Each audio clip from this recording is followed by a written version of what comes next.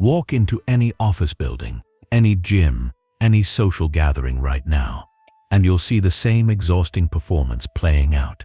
Men talking over each other, interrupting mid-sentence, laughing too loud at their own stories, posting everything they do on social media, like they're campaigning for an election nobody's holding.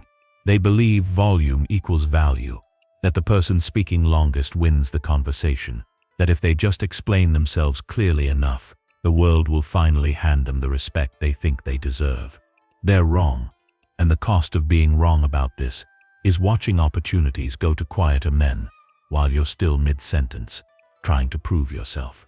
There's a reason job interviews feel uncomfortable when they go silent. There's a reason the loudest person in the meeting is rarely the one making decisions.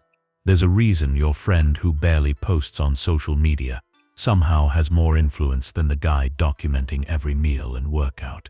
The physics of power operate on principles that contradict everything your school teachers and motivational speakers told you about success. And the men who understand these principles move through the world like they're playing a different game than everyone else. You've seen this person before, maybe at work, maybe at a party, maybe just walking down the street. They don't speak unless spoken to, and when they do speak, their words land with weight that makes everyone stop and listen. They don't fidget, don't rush, don't fill awkward pauses with nervous jokes. People make space for them without being asked, defer to them without being told, and respect them without quite understanding why. You assume they were born that way. That confidence and presence are genetic gifts. You either have or you don't. But what if everything you assumed about charisma and influence was backwards? 400 years ago in feudal Japan, a class of warriors developed a system for commanding absolute respect that had nothing to do with talking. They understood something about human psychology that modern research is only now confirming, that silence is not the absence of power, but the concentration of it. These weren't mystics or philosophers sitting in caves. They were practical men dealing with life and death situations where reading people correctly meant survival and projecting weakness meant a blade in your stomach. They couldn't afford theories that didn't work, and what they discovered about human nature still applies today, because human nature hasn't changed. The story you're about to hear happened in 1615, but it could happen tomorrow in your office or your gym, or anywhere people gather and compete for status.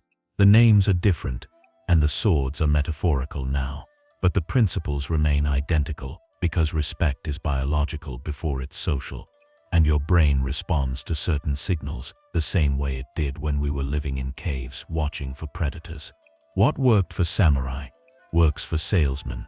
What worked in sword duels works in salary negotiations, and the man who learns to weaponize silence will always dominate the man who thinks talking is fighting. Chapter 1. The Beginning. The village of Sekigahara bustled with noise that autumn morning in 1615.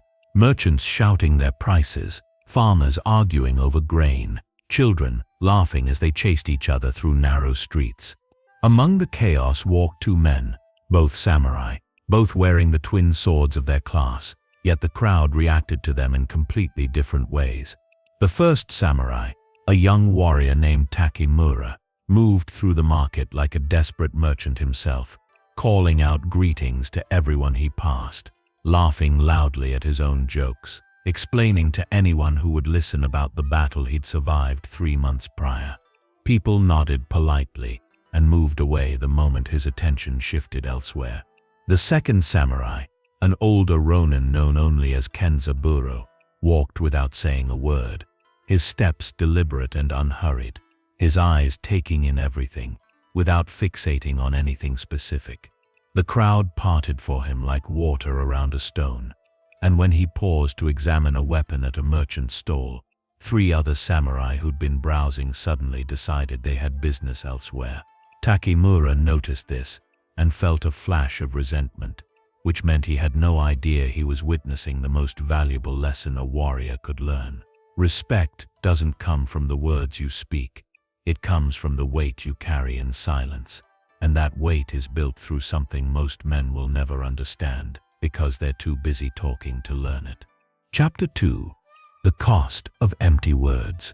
That evening, both samurai found themselves at the same inn, and the contrast between them became even more obvious. Takimura sat with a group of travelers, dominating the conversation, telling story after story about his training, his master, his future plans. Every time someone else began to speak, he would interrupt with, "That reminds me of when I," or "You think that's impressive? Wait until you hear." His voice grew louder as the sake flowed, and by the third hour, half his audience had drifted away to other tables. The ones who remained weren't listening anymore. They were simply too polite to leave. Kenzaburo sat alone in the corner, eating his meal, with the same deliberate slowness he brought to everything else. He didn't speak unless directly addressed, and when he did respond, his answers were brief, sometimes just a single word or a slight nod. Yet 3 separate merchants approached his table that night, each hoping to earn his business or his favor. And when a drunk ronin stumbled too close to his space, the man took one look at Kenzaburo's calm, evaluating gaze and suddenly remembered he needed to be somewhere else. Takimura watched this happen and felt that same flash of resentment, mixed now with confusion. He'd been friendly, engaging, entertaining, everything his mother had taught him about being a good guest, yet people forgot him the moment he stopped talking. Kenzaburo had barely said 10 words all evening, yet everyone in the inn knew exactly where he was sitting, and that's when Takimura started to understand the first principle of silent power. Modern men fill silence the way a drowning person thrashes in water, burning energy and accomplishing nothing except broadcasting their own panic. When you speak constantly, you're not sharing wisdom or building connections. You're revealing that silence terrifies you because it forces you to face whatever insecurities you've been running from. The samurai understood what psychologists confirmed centuries later through their research on nonverbal dominance, which showed that the person who can sustain silence in a social interaction holds the power position because they force others to fill the vacuum. That night, Takimura made a decision that would change everything about how others saw him, and the transformation that followed proves that respect isn't about charisma or charm. It's about learning to become comfortable in the one place most people can't stand to be. Chapter 3. The Language of Stillness. 3 months passed, and Takimura spent that time studying Kenzaburo from a respectful distance, watching how the older ronin moved through the world like he was carved from stone. What Takimura noticed first was how Kenzaburo never wasted a single motion, no fidgeting, no adjusting his clothes every few minutes, no scratching or tapping or any of the 1,000 nervous movements that most people make without realizing it. One afternoon, a local daimyo named Lord Matsudaira visited the village to settle a land dispute between 2 farmers. The courtyard filled with people hoping to witness the judgment, and Takimura watched as various samurai in the daimyo's service positioned themselves around the space. Most of them stood at attention, shoulders back, chests out, trying to look powerful and important. Kenzaburo simply stood, his weight centered low in his hips, his breathing so controlled you'd have to watch carefully to see his chest move at all. And when Lord Matsudaira's eyes swept the courtyard, they stopped on Kenzaburo for a full 3 seconds. The daimyo didn't stop on any of the other samurai, not even his own men who were technically higher ranked. He stopped on Kenzaburo because the ronin's stillness created what animal behaviorists call a predatory signal, the same tension a deer feels when a tiger goes motionless in the grass. Stillness in nature means something is about to happen, usually something violent, and the human brain still responds to that ancient warning, even when we're standing in a peaceful courtyard in broad daylight. After the judgment was concluded and the crowd dispersed, one of Lord Matsudaira's samurai approached Kenzaburo and asked if he would consider employment. The offer came with land, a title, a guaranteed stipend of rice, everything a ronin could want, but Kenzaburo's response was just 4 words delivered in that same measured tone he brought to everything. "I walk my own path." The samurai bowed and left, and Takimura realized he'd just witnessed something that contradicted everything he'd been taught about success requiring constant networking and selling yourself. Kenzaburo had been offered the opportunity of a lifetime, and he'd turned it down without explanation or justification, which leads to the second principle of silent power. Your body speaks a language that your words cannot fake, and when you eliminate all the parasitic movements that signal nervousness or submission, you become a presence instead of just a person. The research backs this up. Studies on body language and power dynamics show that stillness combined with a grounded stance triggers an instinctive respect response in others who perceive that stillness has contained capability. Takimura started practicing this immediately, forcing himself to sit without shifting position, to stand without swaying, to breathe from his lower belly the way Kenzaburo did. The first week was torture because sitting still meant confronting every anxious thought he'd been moving to avoid. But what happened next would prove that physical discipline is just the beginning. Chapter 4. The Weapon of Time. 2 weeks later, an incident occurred that gave Takimura his first real test of what he'd been learning. A traveling merchant accused him of bumping into a display and breaking a valuable ceramic piece, demanding payment that Takimura knew was twice what the item was worth. The old version of Takimura would have immediately launched into explanations and justifications, talking faster and faster as he tried to prove his innocence. The new Takimura, remembering what he'd observed, simply stopped moving and looked at the merchant in silence. The merchant continued his accusations, his voice getting louder and more aggressive, but Takimura didn't react. He didn't argue, didn't defend himself, didn't even shake his head in denial. He just stood there with that same grounded stillness he'd been practicing, his eyes calm and evaluating, watching the merchant the way you'd watch a storm from inside a solid house. After what felt like an hour, but was probably only 20 seconds, the merchant's voice faltered. He glanced away, then back at Takimura, then away again.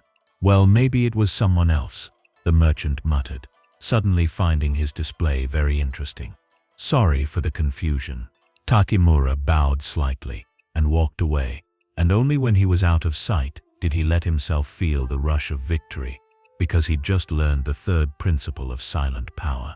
The person who can insert a pause between stimulus and response controls the interaction, which is why masters move slowly while servants rush around in a panic. Speed in movement signals that you're reacting to external demands, while deliberate slowness proves you operate on your own timeline, and whoever controls the timing controls the power dynamic. The research on this is fascinating. Studies of corporate boardroom dynamics show that executives who can sustain a pause before responding to aggressive questions are perceived as having 40% more authority than those who answer immediately. That pause signals processing, evaluation, sovereign decision-making, rather than reactive scrambling, and the same principle that worked in feudal Japan still works in modern conference rooms because human psychology hasn't changed in the last 400 years. Takimura began applying this everywhere. When someone called his name, he would finish whatever motion he was making before turning to face them. When asked a question, he would hold eye contact for one full breath before responding. The effect was immediate and dramatic. People started treating his words like they mattered more, even though he was saying less than he used to, and that's when he encountered the most dangerous test of all. Chapter 5. Detachment. Under fire. A ronin named Goro arrived in the village that spring, a man with a reputation for picking fights and collecting scalps. He'd killed 17 men in duels, or so the rumors claimed, and he had the swagger of someone who believed every word of his own mythology. Goro walked into the inn where Takimura was eating dinner, scanned the room like he was selecting merchandise, and his eyes landed on Takimura with a kind of predatory focus that makes your stomach drop. "You," Goro said, pointing with his sake cup, "you're one of those silent types I've been hearing about. I find silent types boring. Say something entertaining, or I'll have to entertain myself by testing whether you can scream." The entire inn went quiet, and Takimura felt his heart start hammering, because this was different from a merchant's complaints. This was a direct challenge from someone who had nothing to lose and everything to gain from a public confrontation. The old Takimura would have responded with either nervous jokes to diffuse the situation or defensive posturing to match the threat, but both responses would have accomplished the same thing. proving he needed something from Goro, either approval or validation or permission to exist in peace. The new Takimura remembered what Kenzaburo had taught him without ever speaking a lesson. The fourth principle of silent power is that respect only goes to those who need nothing, and neediness can be smelled like fear. Takimura looked at Goro with the same calm evaluation he'd used on the merchant, let 4 seconds of silence stretch between them, then calmly returned his attention to his meal. Not in an angry or dismissive way, just as if Goro had asked him about the weather and Takimura had decided the topic wasn't interesting enough to warrant a response. Goro stood there, his cup still raised, his mouth open to deliver whatever insult he'd prepared next. But Takimura's complete non-engagement had stolen the performance.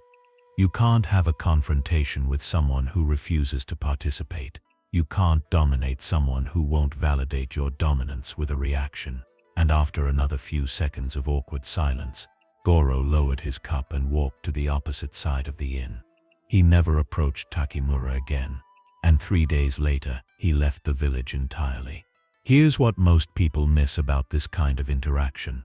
Takimura didn't back down, but he also didn't fight back. He demonstrated what modern conflict researchers call strategic non-engagement, which is different from weakness or cowardice because it comes from a position of complete self-sufficiency. When you truly don't need another person's approval or fear their disapproval, you become immune to the psychological games that control everyone else, and that immunity is more threatening than any aggressive response, because it proves you exist in a different reality than they do. That night, 2 of Lord Matsudera's samurai, who'd witnessed the exchange, came to Takimura's table and asked if he'd be interested in joining their lord's guard. The transformation was complete. He'd gone from invisible to respected without raising his voice a single time. And what happened next would reveal the final lesson. Chapter 6.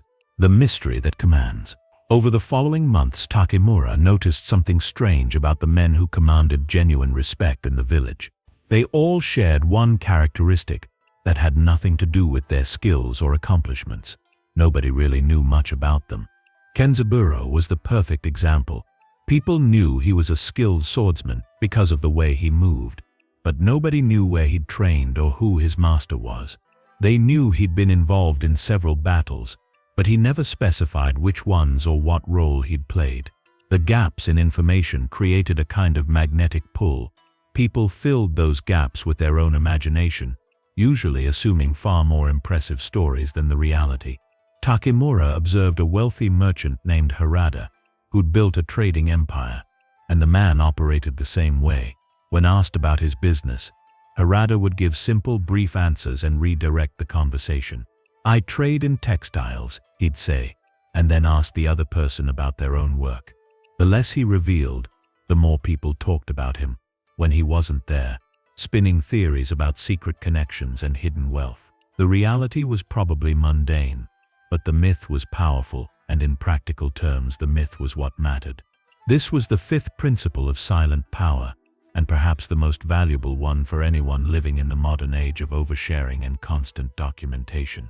Mystery creates value through scarcity, and when you reveal everything about yourself, you become predictable, and therefore boring, and therefore easily dismissed. We respect the ocean because we don't know what's at the bottom. We respect the dark forest because we can't see what lives there. And we respect people who maintain boundaries around their personal information because our brains are wired to assign importance to what we can't easily access. Takimura tested this by becoming deliberately vague about his past and his plans. When people asked where he'd trained, he'd say various places and change the subject. When they asked about his goals, he'd give a philosophical answer that sounded meaningful but revealed nothing concrete. Within weeks, people in the village had developed elaborate theories about him. Some believed he was a disgraced noble's son seeking redemption. Others thought he was a spy for Lord Matsudera. A few even whispered he might be an assassin waiting for his target to arrive. None of these stories were true, but Takimura never corrected them, because the mythology was working in his favor far better than the truth ever could. The research on this phenomenon is fascinating. Studies in social psychology show that people who share less personal information are perceived as having 35% higher social status than those who overshare, even when both groups have identical backgrounds.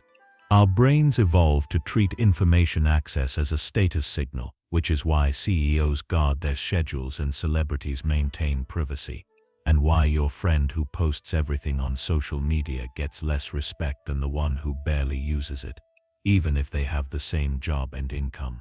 Chapter 7.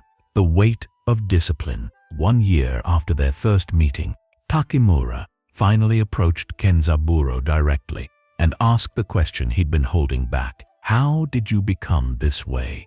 Kenzaburo was silent for a long moment, his eyes focused on the distant mountains, and when he finally spoke, his answer was just 6 words. I practiced when no one watched. Then he added, the silence outside reflects the silence inside, and you cannot create inner silence without daily practice.